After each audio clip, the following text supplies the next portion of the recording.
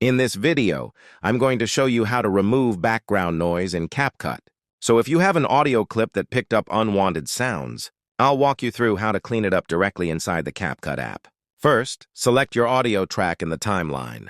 In my case, the audio is attached to the video itself, so I'm just selecting the video clip. Next, go to the Audio tab in the top right corner. After opening the Audio menu, scroll down. The first option you'll see is Reduce Noise. Go ahead and turn this on.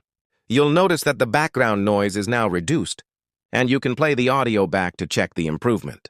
Sometimes enabling noise reduction is enough, but if you still hear background noise, there's another feature you can use.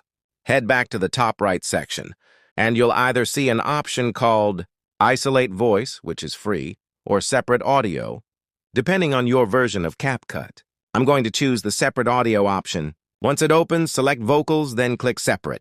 If you don't see Separate Audio, don't worry, Isolate Voice works the same way and gives you a similar result. After applying this, play your audio again, and it should now be much cleaner with the background noise removed. Let me know in the comments if this helped.